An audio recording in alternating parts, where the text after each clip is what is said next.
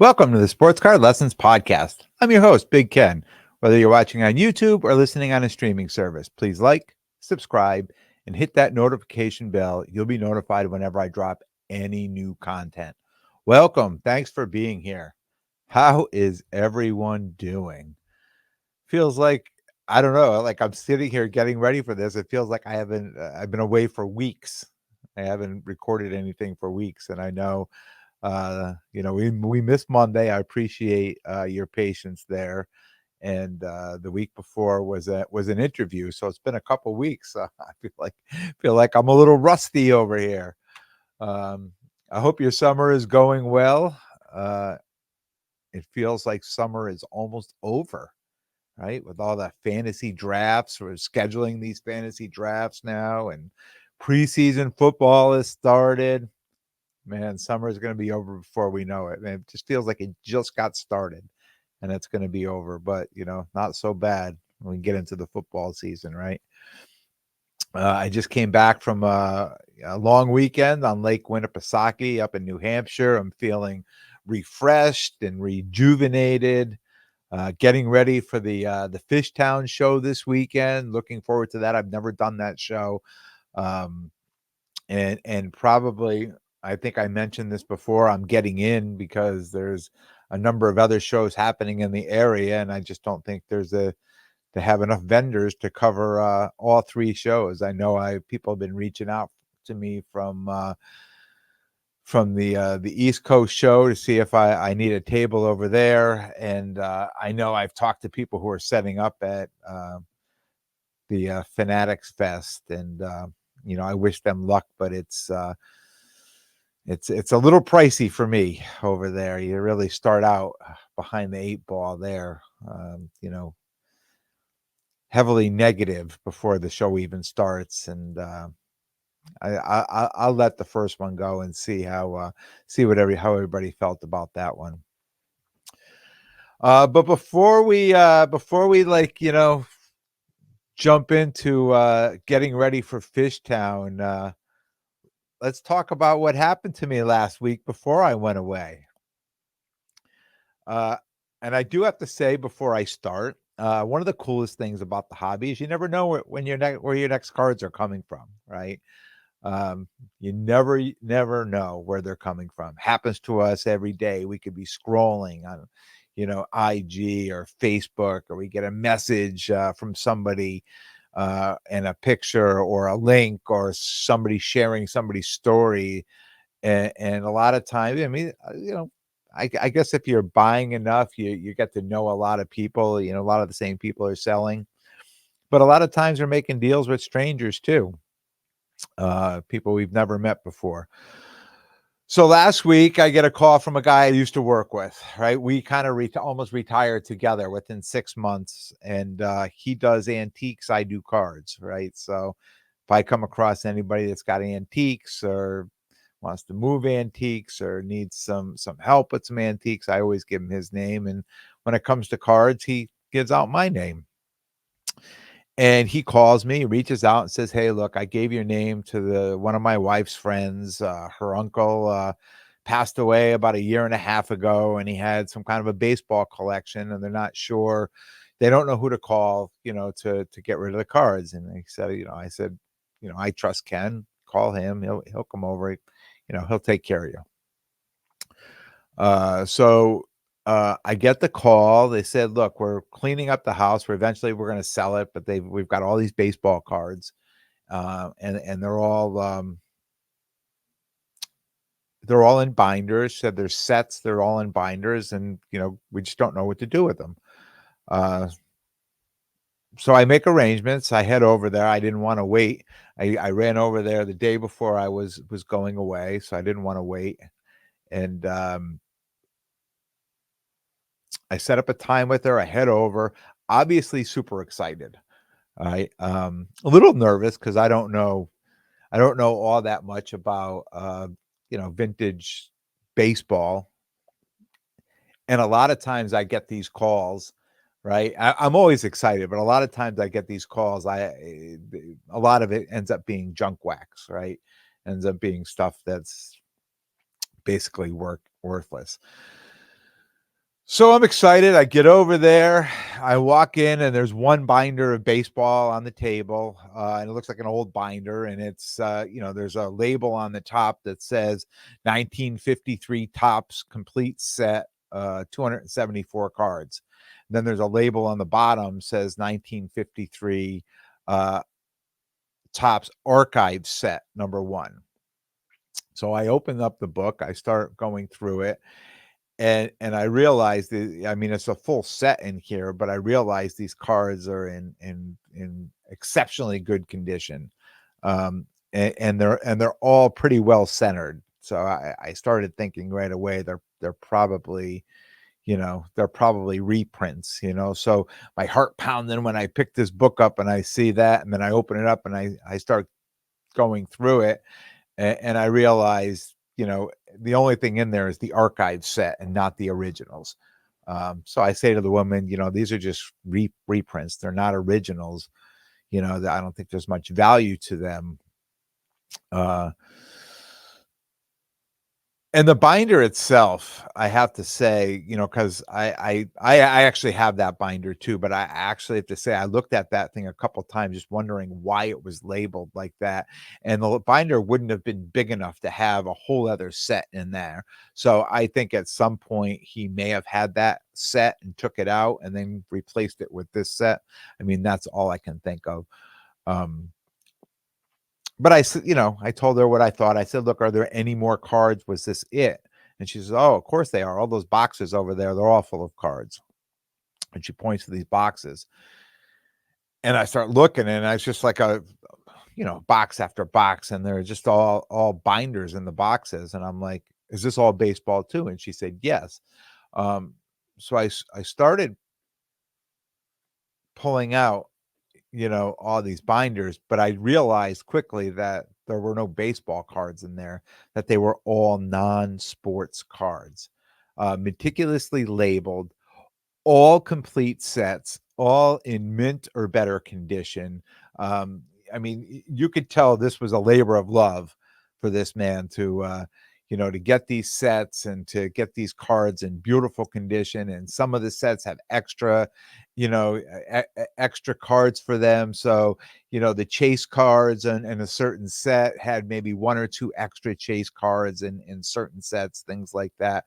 But they were all complete sets from the 1950s to the 1990s.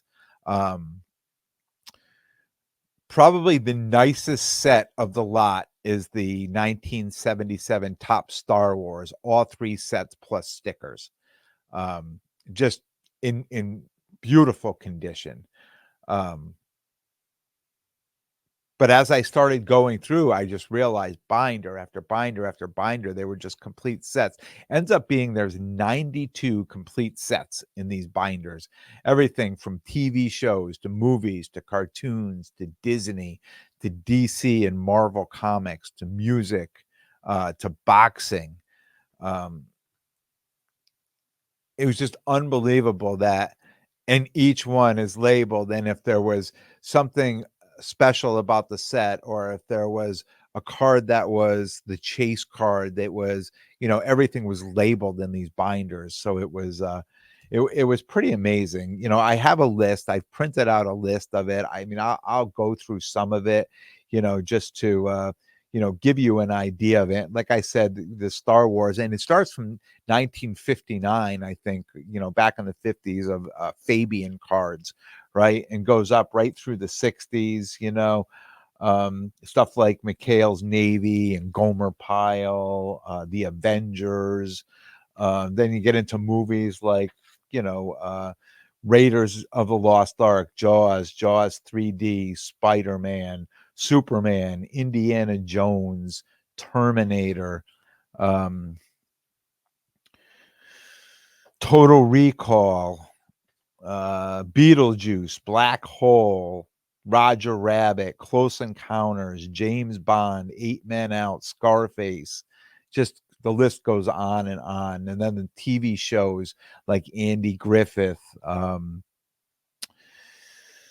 Rat Patrol, Growing Pains, Doctor Who, Three Stooges, Three's Company, Mork and Mindy, MASH, The Incredible Hulk, The Gong Show, um, Sesame Street. Uh, it's just like I said, the list just goes on and on. Even music in there, like the Beatles and Elvis and Michael Jackson. And then there was, like I said, cartoons like Tom and Jerry, Superman, Batman, Spider-Man, Wonder Woman, just on and on and on. It's just incredible. And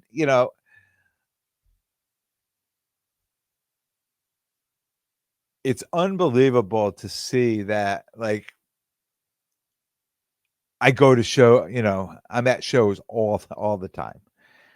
And I know there's probably not a lot of non-sports at the shows I go to, and it's probably this would have been a great find, before the national if I was setting up there, because these are probably more of the kind of cars, people could look at.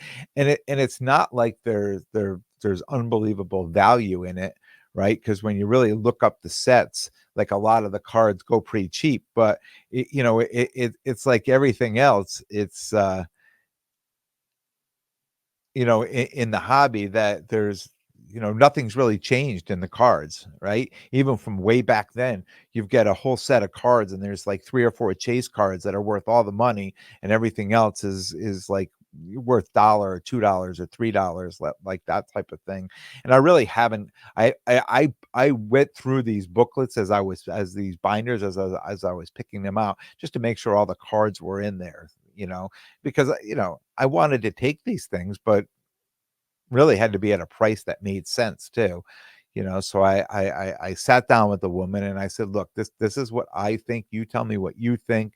And then we went back and forth on that. I probably paid maybe a little bit more than I should have on that. But I really paid more based on the Star Wars than anything else. So it's definitely going to keep me busy for a while. You know, it took me an afternoon to load them up in my car and get them home and then unload them into my office here. And then I went away. Right. And of course, I go away and I've got these cards on my mind even while I'm away, thinking, and then I remember seeing, like, oh, the Michael Jackson sticker set or this or that, or the Beatles, and I've been kind of looking things up a little bit here and there when I had some downtime. But now that I'm back, I'm definitely going to go through and see really, what the value is there. Definitely going to be fun going through the cards. And it's gonna be a lot of nostalgia for me too, especially those 80s and 90s. I mean, honestly, I think that 80s and 90s stuff is nostalgia is probably what really got me more the curiosity than anything to buy into the cards, because there was no way I could sit there and look up every one to really come up with an exact price of what everything is, because I knew a lot of it didn't have a lot of value. There was not a lot of value in there, and I mean, I knew that much of it. Um, But it's definitely gonna keep me busy, right? This through the fall and the winter. And I have to the other thought I've been putting into it too is, do I grade some of these cards, especially like some of these Star Wars cards that are in, beautiful condition? Do I, you look and you see some of them are, the value goes way up. The higher the grade, the higher the value on some of these Star Wars cards. Do I sell it as a complete set? Do I grade some of the cards? Do I keep them raw? I don't know. It's definitely going to be a project, and probably an education too for me to go through and start looking up all these different sets, to the values and the prices. I'm sure if nothing else, I'm gonna learn an awful lot, about the non-sports stuff. Um, my eBay sales have been going well. I've been shipping out packages daily. I still have over 100 items on eBay that are for sale, but and it's, when I first put them up and I was getting all these orders the weekend before last. Right? I mean, Monday morning, I went to the post office with like 25 or 30 packages, right? And even this past weekend, even being away, when I got back, I had, I think, probably 8 or 10 packages. And now it was almost like a letdown. It's like today I only have one package to to send off, just one sale. I'm like, come on, man. But it's been fun. It's been fun doing that as well too. The eBay fees are crushing sometimes on, when you start to figure it out. But at the end of the day, I'm happy to be moving these cards and getting them into other people's hands. So I'm excited. I just got a PSA or a couple PSA orders back just in time. They were waiting for me when I got back, just in time for this weekend's show, the Fishtown Show this weekend. So I'm excited for that. It gives me even more inventory to put out. I've been putting my spreadsheet together, and I have to be honest. I through over the last few months, I picked up a bunch of Jalen Hurts cards and Brock Purdy cards. The Jalen Hurts cards, knowing I was doing this Philly show, and just and feeling he's just undervalued. And the same with Brock Purdy. I've just been picking up Purdy cards just because I felt he was somewhat undervalued too. Um, and I still think they are. I mean, I'm looking at the prices. I'm getting ready to comp cards, and I see prices really haven't moved. I had a bunch of Purdy cards that I brought out to Cleveland, and some I just priced high and put to the side and said, "Look, I'm high on those. I think they should be valued higher, and I really don't want to sell them for less right now." And people absolutely understood, but really the price really hasn't moved that much since then. And I know I'm going to get the comment saying, "Man, follow your own thing, sell that card before the season starts." I think Purdy's a different guy. I like to sell those rookie QBs before the season starts, because who knows what's going to happen with them. Like this year, that guy would be like Will Levis, right? Like he was last year's Desmond Ridder almost, right? He's put in a position to succeed, but will he succeed? And I'm not saying that Will Levis is not going to succeed, but who knows if he will or not. So I would rather move all his cards than be sitting on them and wondering if it's going to go up or down, right? But I think a guy like Jalen Hurts and Brock Purdy, they've proven themselves, and they're in really good situations this year. And I think I just may price the higher ones just a little bit, the higher valued ones, just price them up a little bit and just sit on them and see what happens when the season starts. These are two guys that I feel that you can create an exit plan, and barring any unforeseen injury, both should do very well this year.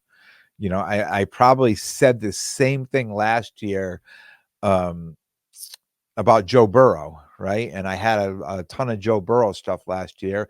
I held on to a couple of his higher end cards. He ends up getting injured. Then I end up sitting on those cards. The values come way down on those cards. So, it's going to happen.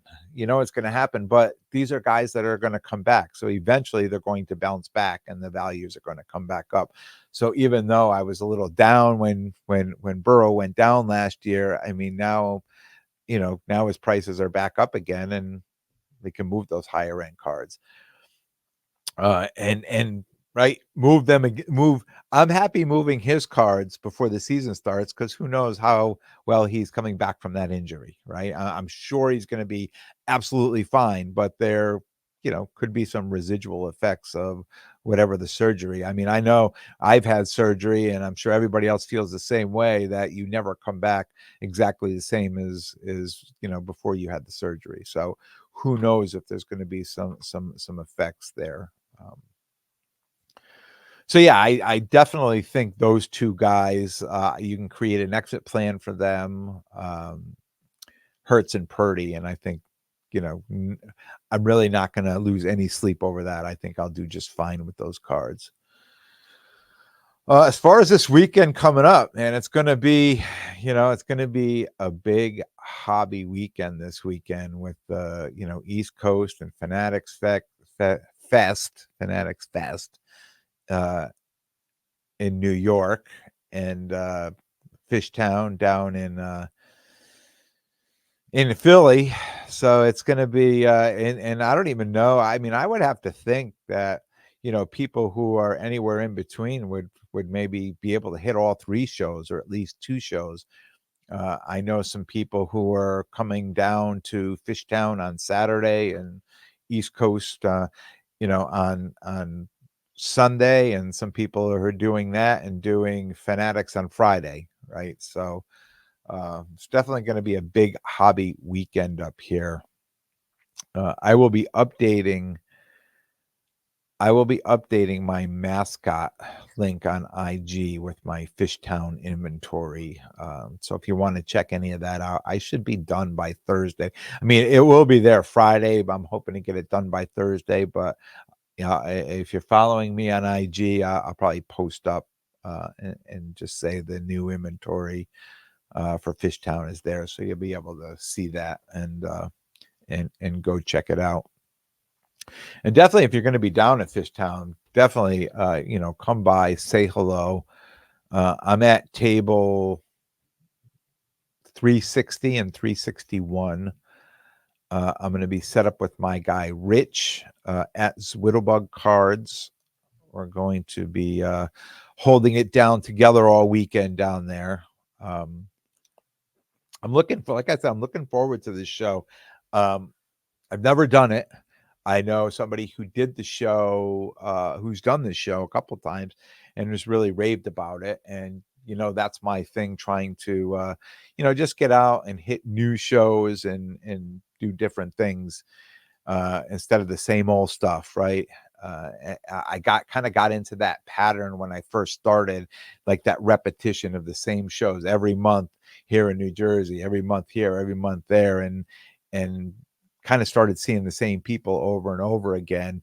And I noticed at the beginning, like sales would be great, and then kind of go into I don't want to say a rut, but it just kind of went into a lull. How's that? Just into a lull on those. So, and I find, hitting up new shows, bringing the same inventory and hitting up different shows, finding new buyers at different shows. I know I just secured tables for the Nashville show. I will not be doing it the October show, but starting in February, I'm going to go down there and do that big show down there in February. So I locked down some tables for that. So that will probably replace the Culture Collision show that I did last year at the end of January, which was a great show. I enjoyed that show. But again, if I'm going to travel, I'd like to go to different areas and see different shows. So the Nashville show is a new one, going to be on my list this year, and then I'll probably find another spring show to hit, to maybe travel to. And then there's a couple like solid shows like Chantilly, right? I mean that those shows are always solid regardless of the time of year you go or how often you go. I think a show like that is always worth doing. It's always a great show there. So all right, well, that's it. That's all I got for you. I'll be back Monday to break down the weekend from Fishtown, and I hope to see some of you guys down there. I want to thank everyone for tuning in, and if you like what you hear, please definitely subscribe, and most importantly, tell a friend and spread the word. Until next time, take care of yourselves and everyone around you.